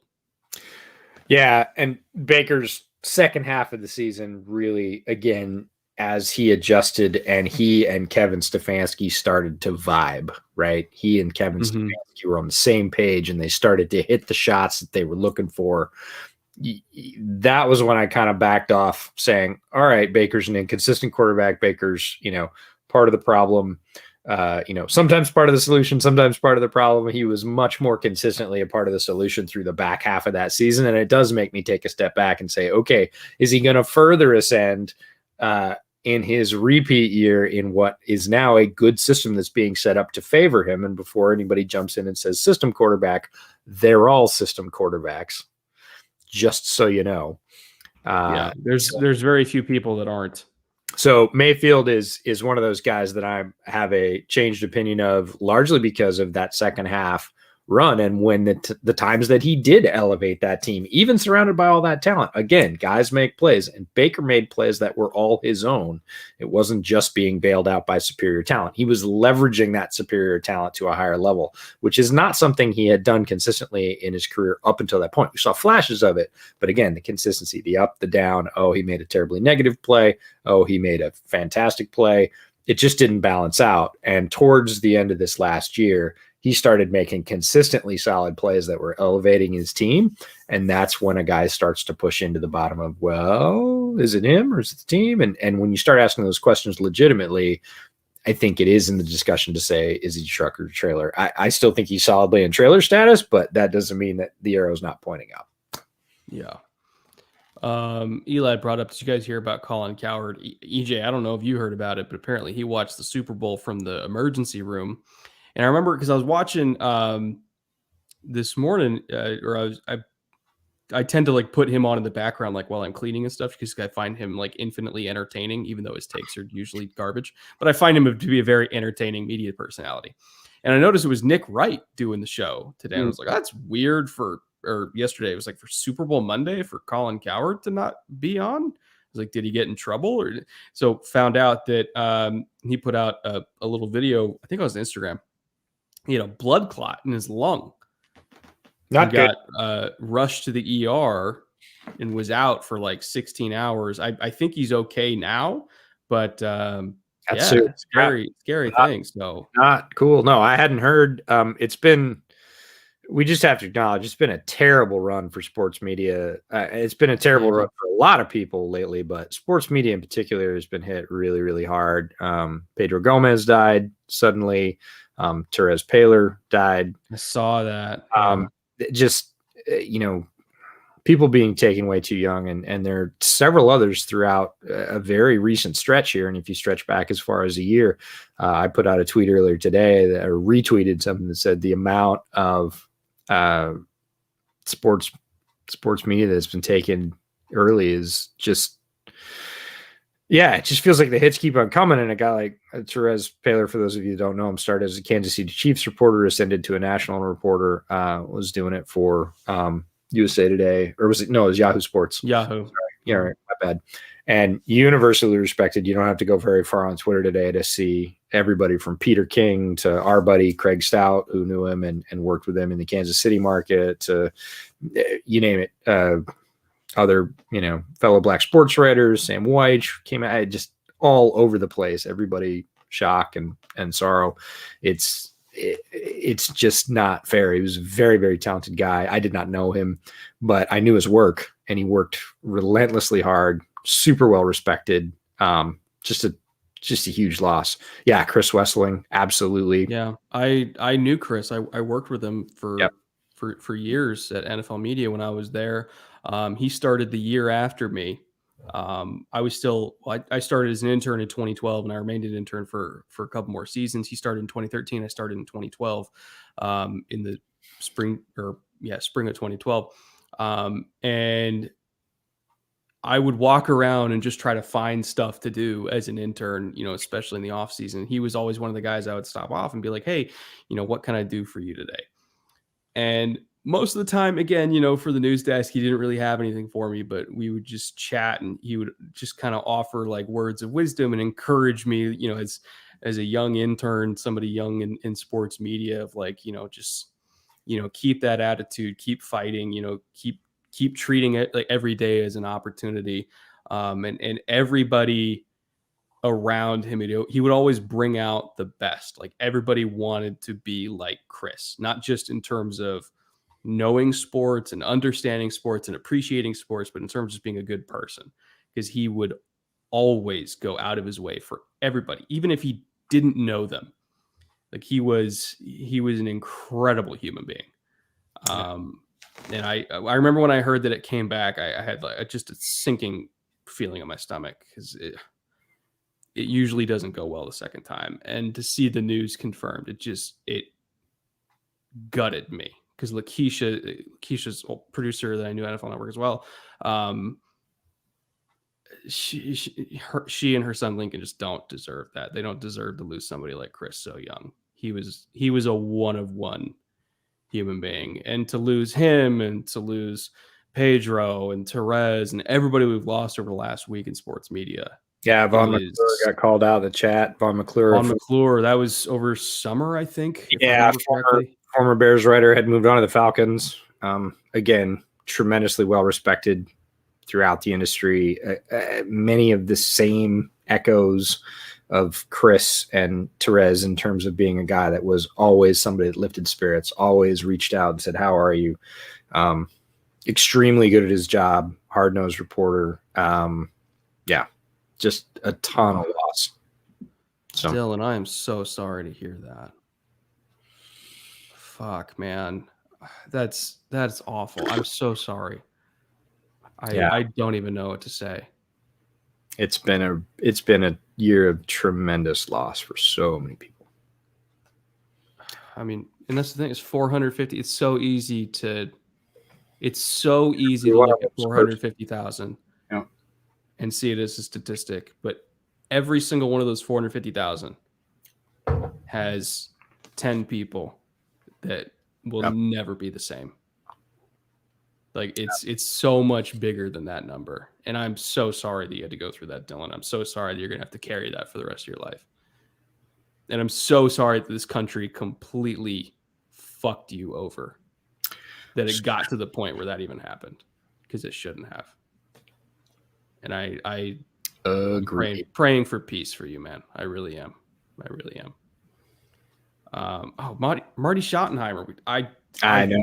Completely it's been so much this week. It's been so much. One hit after another, but Schottenheimer, for those of us that are a little bit older, watched him rise through the coaching ranks, move from Cleveland to Kansas City and San Diego. And see, I said San Diego this time, and I was actually right. I didn't say LA. Once. But I think of him, there's so many classic Marty Schottenheimer stories, and so many have come out today, just about the respect he had for coaches, for media. I'll always think of him barking at Christian Okoye.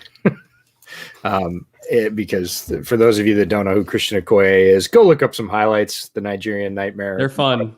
One of the most punishing running backs ever. But Marty was his coach in Kansas City, and but just a tremendous leader of men. It's tough loss, thinking of his family as well. He was 77 or 78, I think. Which again, it just like you said, the hits just keep on coming. You just keep turning it on, and it's like, oh, blank's gone, blank's gone, blank's gone, and it's, yeah, COVID Nikhil, is. I'm sorry about your best friend too. If I lost my best friend, I don't know what I would do. I don't know what I would do, and I'm so sorry that you're gonna have that hole. Yeah. COVID is, people don't relentless. Get it. It is relentless. And Ian or EJ, you're up in the Seattle area, so I mean it hit you guys first. Yep. In this country, and I remember we were talking. You were down at my house last February, almost exactly a year ago, a week off of a year ago. And I remember you guys were getting hit before everybody, and you were just sending me texts. You're like, "Go buy supplies. It's bad." Yeah, no, and it's a week later we shut down. Yeah, it was. I mean, so we met at the Senior Bowl. Senior Bowl was the same time last year, January, and I remember seeing some people in masks traveling to the Senior Bowl, but no more than typically you see in an airport. A lot of times, international travelers, you'll see them wear masks, and it wasn't that big a deal. And about a month later, I had agreed to go down to Brett's house, and we started kicking around the idea, and we were like, what are we going to do? And what are we going to call it? And we came up with the Bootleg name, and we recorded a couple of those first sessions at his dining room table. And those are the first ones on the YouTube channel that posted in March. And it was great. I was down there for 4 days. We scouted and drank beer and ate pizza and watched draft prospects and created a podcast and just had a generally really good time. And I remember going back to the airport in Long Beach, and there were a bunch more people wearing masks. And I was like, I bet that's that COVID thing. And then actually on the flight home, started reading about it. And then when I got home, even more people in masks and SeaTac. And I was like, okay, I'm going to spend some time on this tomorrow. And that was the point at which I sat down and read about it and was like, okay, we need to start being really careful, like right now. And that was late February 20 something. And March 5th was my very first day at home working in this little box where I've spent pretty much the last year now. And I've been working at home every day since. And we all know what's happened across the country, across the globe. Yeah, really just our world is very, very different. And it's going to take a long time to get back to any sense of normalcy. And it's never going to be completely normal because of all the people we've lost. So, yeah, our thoughts for Alex and everybody else that's not with us anymore. I would like to propose a toast to anybody holding a glass right now. To Alex, to Dylan's grandparents, child, Chris Wessling, Therese, Vaughn McClure, Marty Schottenheimer. Here. The fact that we have to do that many toasts is gut-wrenching, but a toast to everybody that we lost. Because indeed. Fuck. This is not how I expected the stream to go tonight. Not exactly, but it's necessary to do. So nice to see the podcast thrive in a very weird way and somewhat guilt-inducing way. We started this at exactly the right time. Yeah, and needed it. People needed it, but like everybody was locked in for the first 3 or 4 months, and we were like, you know, we didn't really know. I'd love to say we knew what this was going to be like, but we didn't know. But we were like, man, everybody's going to need something to listen to because everybody's got to stay home at some point. And people were saying that, you know, send me something. I'm here. I'm sitting in my house. I'm going nuts. And we were like, well, it seems like a nice time to be making content, if nothing else. I mean, the world's burning down, but Bootleg, yeah, sometimes you're just better lucky than good. And that's certainly our case. Can't thank everybody enough for listening along. It's meant a ton to me, for sure, to be able to continue to do this, to give me something to focus on and have everybody respond so positively, so many subscribers and so much interaction on live streams and chats and our draft videos. All that stuff has really been a positive focal point. And talk about needed. Brett knows there have been many days I have needed a positive focal point, and it's been really nice to be able to concentrate, to focus. One of the reasons I watched so much film this year that I haven't watched in the past on the regular NFL season was because the hell else was I going to do? I'm not going out, right? I'm not Yeah. I'm not going to a party. I'm not mixing with people. I'm not going to a bar. Like, I'm going to sit here with all these screens and I'm going to watch some film, because that, at least I feel like it can have a positive impact doing that. And the response has been tremendous. So it's really been one of those things where the snowball started rolling, right before this happened. And that was inadvertently fortuitous, and it's worked out really well. But you guys have provided as much support for me and for us as you tell us as we've provided for you. So again, happy that's worked out that way. Can't thank you enough. And plus, I mean, I've worked from home for 4 years now, and normally I work 60 plus hours. I remember you giggling at me in the first couple weeks. You're like, oh, you're going to learn some things. Yeah, I probably am. But like, I don't get to go out that much, period, just because I work so damn much. And, my wife and I, over Super Bowl weekend, we got an Airbnb where we basically just rented an apartment in LA. Didn't go out or anything. We just got an apartment in LA because it was the first time we went out in forever. And so, like, I don't get to go out much, period. And let alone during the pandemic, I'm not really like seeing my friends or anything like that. So in ways, these streams and the podcasts have been one of the few times I've been able to actually interact with people. And even though I'm a hyper introverted person, everybody still needs conversation and connection. And, what better connection than booze and football? I think it's what makes the show work so well. Booze and football are really connected. The fact that you might consider me in that list of connections, I'm honored.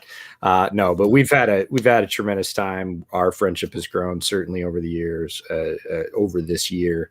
And, we talk before these things, we talk around these things, we talk about the business, we talk about our families. It has been a tremendously important connection point for both of us. And many of you have reached out and said the same thing. Hey man, you made this year bearable.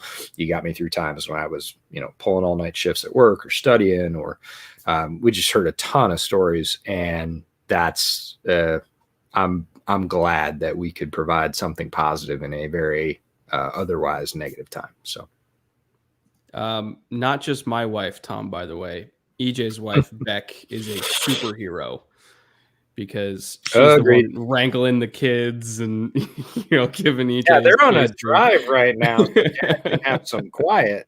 But no, she often buys me beers. She enjoys. She listens to the podcast mostly again for connection. She's an extrovert, so she doesn't have the benefit that Brett and I do of being introverts. That's something you guys might not know about us. We're both introverts, but she likes the connection. She keeps me up on the chat because little known fact, I can't talk to Brett, think, and read the chat at the same time. So I get about 1/5 or 1/10 of what happens in the chat. And in the replay, she's like, and somebody said, and somebody said, and somebody called out this, and I'm like, okay, cool. So no, all shouts to my wife for, picking me up beers when she goes out to the market and saying, hey, I knew you probably needed something. I was like, needed? No, I was out of beer. Thank you. So yeah, absolutely. Aaron brought up when Breck bought you ribs during the draft, which I think we'll probably get a couple more rib deliveries this year too. Because if your brother-in-law showed up during the draft live stream and brought you the Falcon or the Bucks apron. Yeah, the brother-in-law that if you guys if you follow me on Twitter, the brother-in-law that I was showing losing his fucking mind and crying. Man tears. Manly man tears. He was the one who brought me food, brought me wings specifically during the draft live stream. And you guys thought our Senior Bowl live streams were long. You haven't seen anything yet. You haven't seen nothing yet. The draft live streams are like death marches. Those things are, but we love them to death. But yeah, I mean, you're like, I gotta go to the bathroom. I gotta get some food. I'll be back in 5 minutes. We were both popping out to do other media hits. I did field goals. I did Revenge of the Birds and some radio spots. And like, it's a very busy weekend for anybody in the business, but we were on pretty much, we had initially thought we were going to be on for an hour or two the first night, do sort of, do like, in classic bootleg fashion, we hadn't made our modus operandi yet. We weren't the long talking football guys that we are now. We were like, no, we'll be on for like an hour on, round one, and we'll do like a 2-hour recap of 2 and 3. And then maybe we'll do a sort of during, like for the third day. Yeah, no, we were on No. so It's 4 like hours, 4.5, 5 hours there's the first night. The next day we were on 18. like Yeah. 6, and then the final day we were like 12 hours or something. It was ridiculous. It was so good, and we had so much fun, but we both were absolutely hand hammered shit by the end of that. We were, yeah, couldn't talk. Really tired of sitting in chairs. Yeah, Brett, say anything about the Jets. Their coaching staff that they're putting together is phenomenal. Exciting. It's so exciting. I love their coaching staff. Their core of talent, I'm also pretty excited about. It's not complete at all yet, but really good young tackle in Mekhi Becton. I'm still a Denzel Mims stan for life. I believe in him. I'm still not sure what they're going to do with Darnold. I don't necessarily think Darnold is above reclamation, but I also wouldn't blame them for taking Zach Wilson. I think their interior defensive line is one of the best in the league, right up there with Tampa. Tampa's better at run stopping, but in terms of rushing the passer, there's nobody better than the Jets in terms of the overall rotation on the interior defensive line. And I include the Rams in that. They don't have anybody as good as Aaron Donald, but they have two guys that are at least in the tier below him in Quinnen Williams and who's the Stephen F. Austin guy that I always forget his name, but he's so damn good, who was also on the Rams and they let him go. And now he's on the Jets. Can't remember his name, but he's so good. So the Jets have a lot of talent there. They need more corner depth. They need an edge, probably a left guard, probably quarterback, fill out the weapons, but like they're not that far off.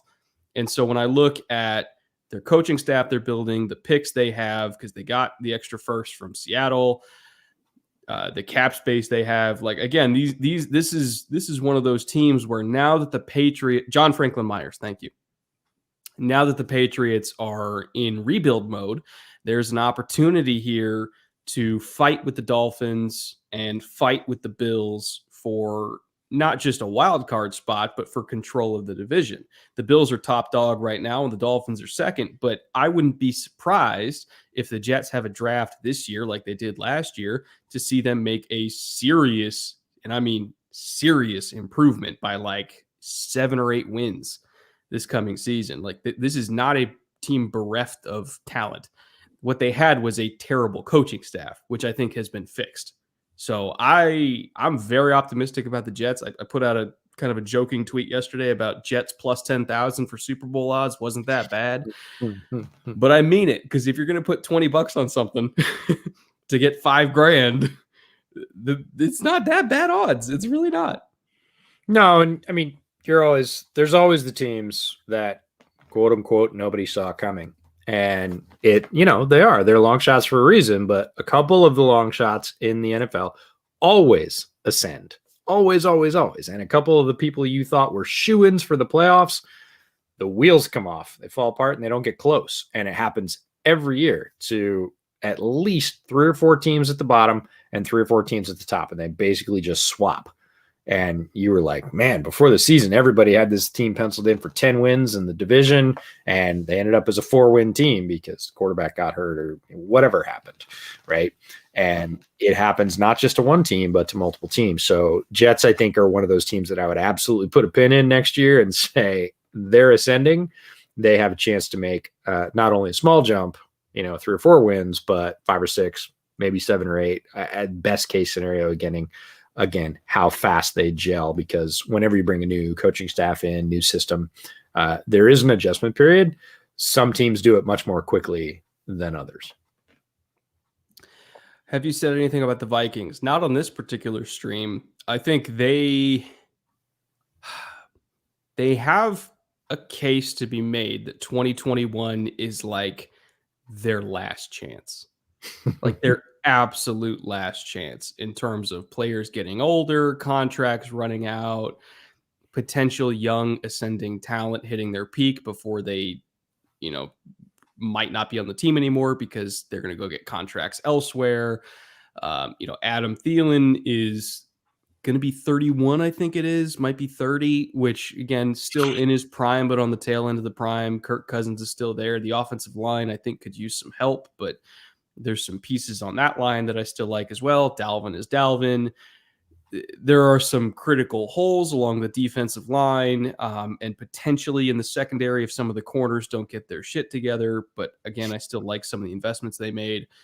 Like, again, 2021 is like the year. If it doesn't work in 2021, it just won't work, because that is, when you look at their contracts and the financial situation and everything like that and age, 2022 is going to be the dip. 2022 is potentially going to be the strip it down and rebuild it year if they don't go all the way in 2021. Yep.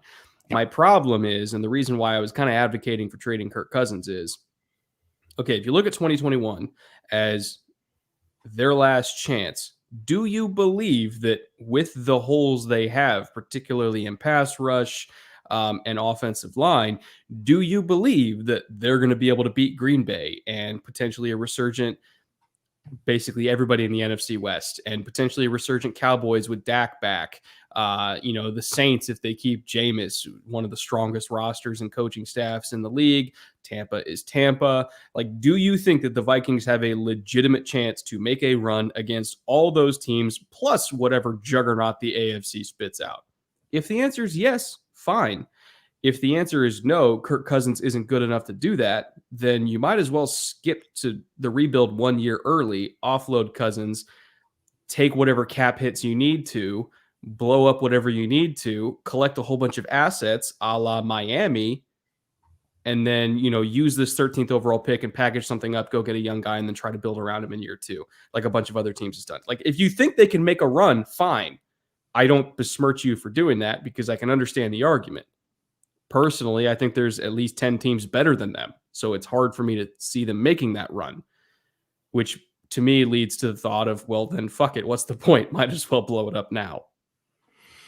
Yeah, and again, we're seeing that sentiment more quickly. It is hard for franchises to come around to. As a Bears fan, I can say they should have done it basically midseason before the trade deadline this year. You could see the writing on the wall that it wasn't going to work out and that they really needed to make some major changes. Unfortunately, they loaded up a lot of salary.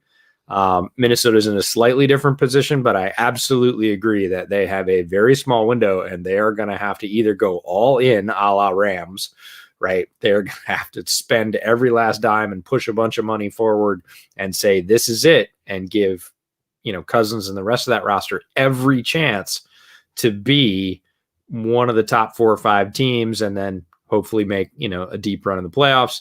Is Zimmer on the hot seat? I don't know that Zimmer's going to want to be going through what's going to have to happen if they don't make it this year. This year, Zimmer might retire. This year, yeah, he's pretty much guaranteed. I think he's on a cold seat this year. There's no way he's going anywhere.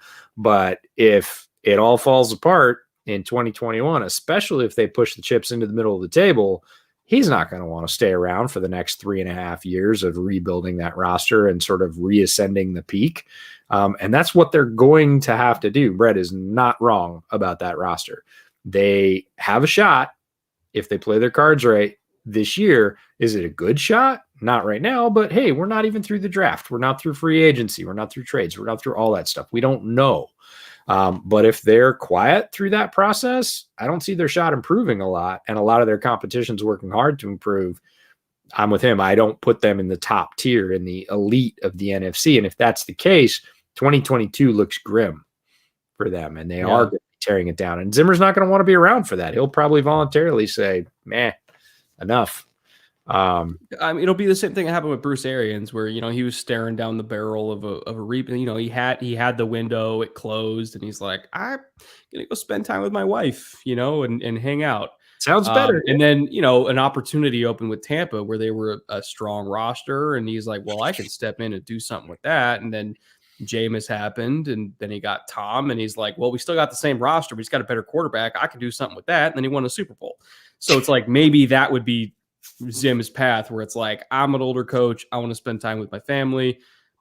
I gave it my shot. We had a window, didn't work out. And then, like, maybe if an opportunity presents itself where there's a roster that just needed a better coach that he could step into, like Bruce Arians with Tampa, then I could see him coming back. But I don't think he would. And I could see him stepping back as a DC. Like, I could see him taking the break, and then stepping back as a DC, because I honestly think he's a better DC than he is head He's a coach. great DC. He's a Phenomenal great DC. He takes talent that is borderline and turns it into high-level assets. Like that is the mark of a very good DC. I don't think he's a great head coach. I don't think he's bad. He definitely deserved his shot, but I don't think he's a great head coach. I could see him taking a break, stepping away and saying, I want a little less than I had, and I'm going to go do the thing that I'm real good at. And there's always a market for that. Ooh, Todd Bowles replacing him in Minnesota. I would actually love that. It'd be, yeah. Todd Bowles deserves another shot. Yes, it would be more of the same, but better is what I would say. Like there's similarities between Bowles and Zimmer, but Bowles has adjusted, right? Bowles I love Todd Bowles. Yeah, he has progressed and he does deserve another shot. And he is similar in his career arc and path to Zimmer, but I would say he's a better version of it right now. And I think Bowles learned from his, because I don't know if he really got a fair shake with the Jets. There's a lot of coaches that maybe didn't get a fair shake. Did you see the tweet this week? Never forget that the Jets cut loose Todd Bowles to hire Adam Gase. Oh God, I didn't even think about Gase was immediately following him, huh? Oh God, like hindsight but on even that. then, I think in the end it was good for Bowles to then kind of reset himself.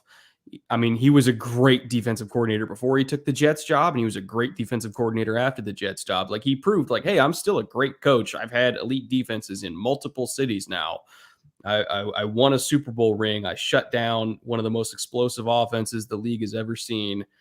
Like, I'm a good coach. But I think the fact that he learned from his time in terms of like the managerial aspect of head coach with the Jets, I think his second job is going to be so much better than the first. And I could see him going to a very stable organization, because when I look at the Vikings, like, I have no problem with their front office. No. I have zero problem with Spielman staying, even if Zimmer doesn't. Like I think Bowles and the Vikings, if he just naturally slid in there after Zimmer, I can't really think of a better fit than that. Like he's a great coach. It's a well-run organization. They've put together some great teams. It just didn't work out. But man, I would love that. So Daniel, I don't know if you meant that as an insult or a compliment, but I think you're semi-correct, but I think Bowles would be a great replacement for him. Somebody put in the chat thoughts on the new Bears DC. So Sean Desai, the safeties coach, promoted as the new defensive coordinator for the Bears. One of the few things I think is positive about this Bears offseason, Sean Desai is extremely smart. He is a survivor. He has been through 3 coaching staffs and been kept on in Chicago. That's extremely rare. When there's a head coach change in an organization, they often want to bring their guys in, and they very rarely keep holdovers, many holdovers. And to have been through 2 and been held over both times, to be part of 3 different staffs is pretty darn rare and speaks to Sean Desai's ability. But he's also a disciple of Vic Fangio and Brandon Staley. So you're going to see more of the current state-of-the-art modern defense with 2 high shells, which has been the most effective. Not surprisingly, what the Bucs played largely in the Super Bowl. Desai is definitely a disciple of that system. You're going to see a return to that. Hopefully, you're going to see a reinvigoration of Eddie Jackson because of that. He's very familiar with Ejax. He was the safeties coach. He understands what he does well and what he doesn't. You're going to see a defense that creates some pressure in different ways than Chuck Pagano was able to, which means maybe a resurgence for Khalil Mack in terms of impact, in statistical impact. He's made a lot of impact outside of stats, but I think there are more effective ways to use him, and I think Sean Desai has a decent idea of how that's going to work. So I'm high on that move. Not very many moves the Bears have made this offseason that I am high on. That one I am quite high on. Do you have any thoughts on Joe Barry going to the Packers? I don't really know much I haven't dug into his background or anything yet. No, Packers DC. It's always really interesting. They wanted Jim Leonard, right? They went to Wisconsin for Jim Leonard, and he said no. He turned him down. I think that would have been a really interesting hire because Jim Leonard's defenses are fun. From what I gather from that, by the way, from what I've heard, it's I think Wisconsin got their Brent Venables, where it's like this is a dude whose one passion in life is going home and designing blitzes, and he doesn't desire to do anything else. He's like, I don't want to be a head coach. I don't want I want to sit here in my alma mater in Wisconsin and figure out how to absolutely annihilate Ohio State quarterbacks. That is his life passion, and I respect him for it. So I think he's going to stay at Wisconsin forever as long as that remains his life passion. There's a weird core of college. Not that the college coaches are weird. There's a strange geographical distribution of college coaches that are just not going to the NFL. And one of them is the Upper Midwest.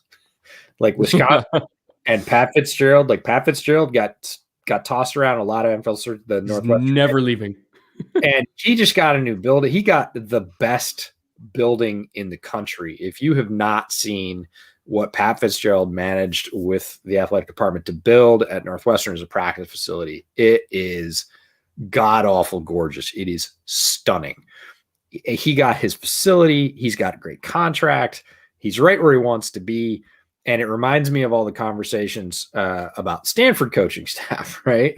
And going, nope, you're hanging out in Palo Alto, right? You're working with smart kids. You got to set up that. They were like, you're not prying them out of there. And so there's this like NorCal and Upper Midwest set of college coaches that are like, nah, man, I'm doing what I want to do. I'm not going anywhere. So Jim Leonard might get added to that cadre.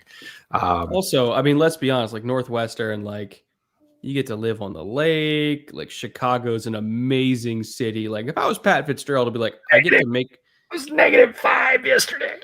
I don't care. I love Chicago. I don't like. I went there in February. Beautiful, but it looked. All my buddies in Chicago were sending me pictures yesterday, and it looked cold as it was. The last time, I don't know if I told you about this. The last time I visited Chicago, because I'm an idiot, and I went on vacation to Chicago in February, again because I'm an idiot. It got hit by a snowstorm. And there was nothing really to do. So me and Nikki just walked around in the snow. It was like a 2-foot snowstorm that got dumped on us like the second day there.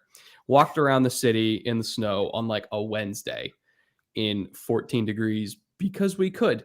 And what I didn't realize, because again, I grew up in Southern California, is when you're outside in under 20-degree weather, your phone battery just dies like instantly.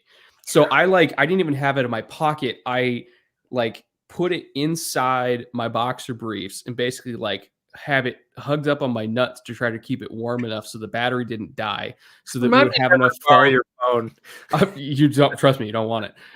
Just to keep it warm enough to preserve battery so that we could Uber back, because we didn't want to walk another 3 miles in the snow back into the loop. We walked out to the edge of Navy Pier. There was nobody on it because the lake was frozen. We walked out on the frozen beach, and then I realized that it's like, oh, I'm on the water now. I should probably walk back. So that was really stupid. I don't advise doing that. And then we walked up, Michigan Ave in the snow again, just beautiful, dead quiet. Wandered into an Irish pub, and people was like, oh, what are you doing here? We're like, oh, we're on vacation. They're like, now. From where? I was like, yeah. Where are you from? And I was like, oh, I live 15 minutes from Disneyland. And they're like, are you fucking high? You're here? What? I was like, it's great. I love this place. Went to Lou Malnati's that night. Had one of the best pizzas of my life. I love Chicago. No, Chicago's a great town. I enjoy hanging out there when I get the chance. We'll certainly be back when we are allowed to travel freely. But I don't miss negative. I mean, I certainly grew up with plenty of negative temperatures and wind chill and lots of snow. Friend living in Chicago had her toilet water freeze last year. Yeah. If you've got one, I didn't even know that could happen. What do you do? Well, You very carefully start eating it up slowly. You Can do it not. explode? Yeah. Oh yeah. Thermal Oh, stress on God. porcelain for sure. You dump a bucket of boiling water on a frozen toilet, you can crack it. When I was in Pittsburgh last year for the Steelers-Rams game, because my wife was on a business trip. And here's the thing: when you work for yourself, you get remarkable flexibility. Where she got called into a business trip to go to a conference in Pittsburgh at the last minute, and like on Wednesday of that week, she's like, "Hey, I'm going to Pittsburgh. Do you want to come with me? I think the Steelers are playing that week." And I was like, "Yes, I would love to." So I hopped on a plane, went to Pittsburgh, and of course, it's Pittsburgh in like November, so there's ice. And I had never cleaned ice off a windshield before, and I had in my sad little California Oh my god. boy, I had to figure out how to do that. Oh, And like, like you're that guy I saw the scraper in the back seats of the rent-a-car, and I was like, "What's this for?" And then 4 a.m. when we're trying to fly out, I was like, "Oh, that's what that's for." I'm going to be able to see. Yes. Oh, that's too funny. Yeah.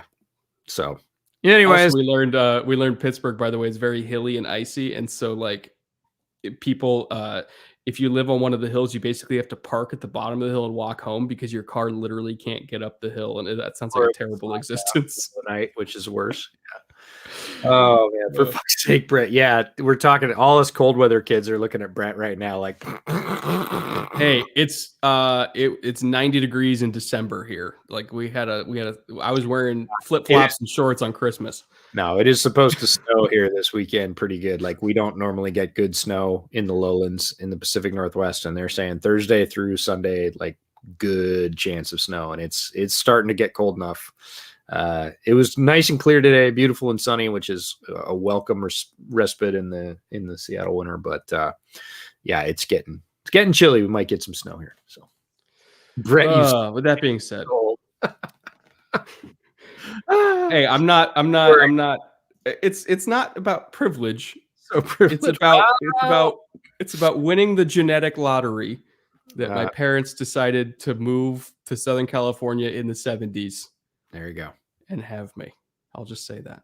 There you go. What do you say we get out of here, EJ? We talked about. We should get out of here. Let's pick a one lot of different stuff, and then we said we'd go till 8. I'm good with 8. All right. I think we have a football question in here somewhere.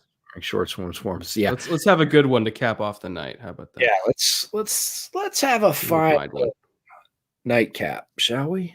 Do the LB question. Oh, second round linebackers. Well, almost all of them is the question. If they're not true edge or pass rushers, linebacker has been devalued, much like running back, which is interesting because you're talking about two positions that largely oppose each other, right? In classic football, running backs' defensive counterpart is a linebacker. Running backs got devalued.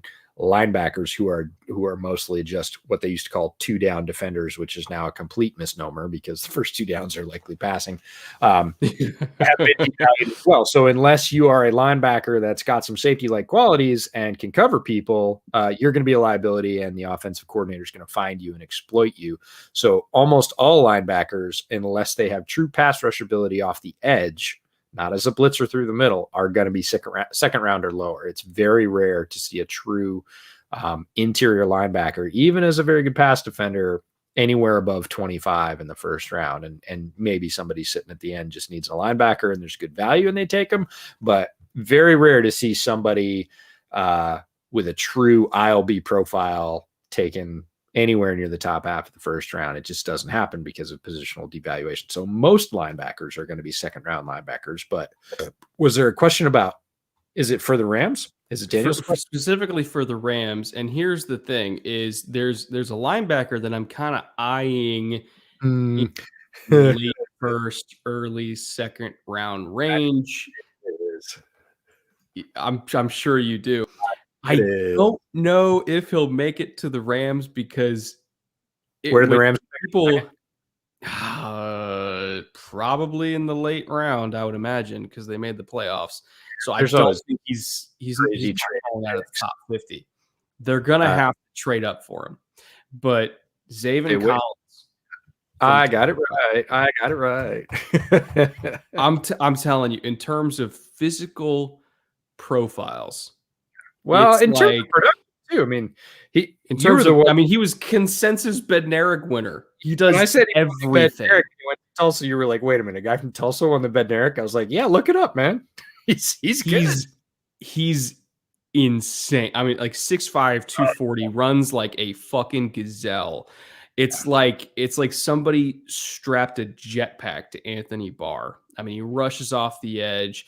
Saban's His pursuit speed is just unreal. So again, I think he'll probably go in the first round just because his physical tools are impossible to ignore. It's like a bigger version of Jamie Collins. Remember when Jamie Collins was coming out and you're like, whoa, that's different. It's like that, but yeah, you add on some size. Yeah, he's basically insane. Urlacher size. Urlacher, I think, is the best like athletic comparison. Urlacher was heavier, but Not movement skills wise. Like not initially, you're right. He wasn't always 260. Urlacher, like not ballooned, but grew or filled out to a full 265. When he was drafted, he was 245, 250, and had played Lobo backer, which is kind of like a robber dime backer in the old days. It's hybrid safety position at New Mexico. So he was younger, lighter, and faster, and then he grew into that true monster in the midway and kept his speed, which was ridiculous at 265. Yeah. But Zaven Collins looks a lot like a New Mexico Brian Urlacher in terms of physical profile. Yeah, which is why he'll probably go in the first round. So I don't know if the Rams will specifically be able to get him. But again, positional devaluation. He is a true middle linebacker. Now, he can play the pass, so he does have two-way versatility. Bolton, I'm not as high on. I like him, good player, but if you're saying Nick Bolton and Zaven Collins, like it's Zaven Collins and Nick Bolton for me. And I specifically wanted to bring up Bolton because he actually would be there for the Rams, but does Bolton do anything that they don't already have guys to do? Because he's not like the kind of cover linebacker they need. I'm going to go down my list quick. Oh, you already have your rankings up? No, I don't have rankings, but I do have a list of ILBs that I've been working on. Okay. Here's my thing with Bolton real quick, though. Yeah, go ahead. And I know you'd probably agree with this. When you put on Bolton against Bama, you're going to get distracted real fucking quick by Tyree Gillespie, who was the better player on the field on that Mizzou defense. He's a free safety. You get 4 plays into that game, and you're like, that's the dude I want. Is Tyree Gillespie. Yeah, Jabril Cox will probably be there in the second round. And he could fit with the Rams really nicely. He's got a great physical profile, came from NDSU, went to LSU. Jabril Cox is a name that might work for the Rams at linebacker there. KJ Britt played well at Senior Bowl, but he's a little more run focused than he is pass focused. And then the guy from Notre Dame, Jeremiah Owusu. Oh, Joker.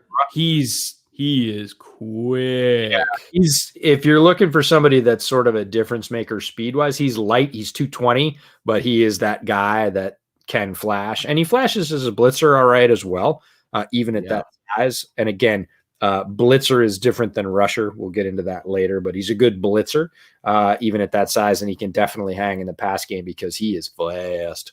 So couple names there that people can take away. Vivek, I saw one of my favorites flash through in the chat. My thoughts on Matt Corral, who's the quarterback at Ole Miss, are very, very good. You love him. I pointed him out to Brett last year when I was watching tape of their draft prospects, and I was like, who is this guy? And this year he just got better, and then he committed to stay. He's going to have another full year. He's going to be in the top 3 to 4 quarterback prospects next year. He'll be a first-round pick. Yeah, for sure. Matt Corral, if he doesn't get hurt or something like that. If you look at Matt Corral, my thoughts on Matt Corral are, he's good. He's really good right now. So couldn't let that one go by. He's one of my favorites, has been for a couple of years. And although development is not linear, he has continued to develop in a linear fashion, and the arrow is pointing up. Yeah. What do you say we get out of here, bud? I think we should. Sounds like we'll probably be back later this week, maybe Thursday. We'll put together a podcast. That will not be a live stream. It will go up on YouTube and on all the regular podcast outlets. That's kind of going to be our modus operandi for the next several weeks is we'll probably have a live stream to let everybody blow off steam and ask the questions that you guys want to get asked, because we know that whatever we decide is interesting isn't what y'all think is interesting all the time. So hopefully you'll check out both. The podcast will go up as sort of a canned exercise. Think of it more like a band going into a recording studio and then us releasing the album. That'll be more podcasting. Live is more like us up on stage going, what do y'all want to hear? And playing the hits. So we'll try and do both. We'll certainly try and get Super Chat on the Bootleg channel as soon as we thought we had it. We'll try and get it as soon as we can. The Bootleg store is getting really close, really, really close. We got final mock-ups today. We started building out the store site. We got a business license. So we're getting there. You're going to be able to buy. We're grown-ups. I know it's weird. We're influencers and business owners. So weird. So weird. That's way more responsibility than we want. So we're just going to continue to drink alcohol. Under the influencers. Yes, under the influencers. That is so going on a t-shirt. Anyways, our good buddy Will's going to have fun with that one. Anyways, so Bootleg stores coming along. Monetization of the Bootleg channel, of course. Super Chat. But yeah, look for, I would say 1.5 and bet the over communications from Bootleg per week. Podcast for sure. We'll keep turning those out. Those will largely turn to the draft now.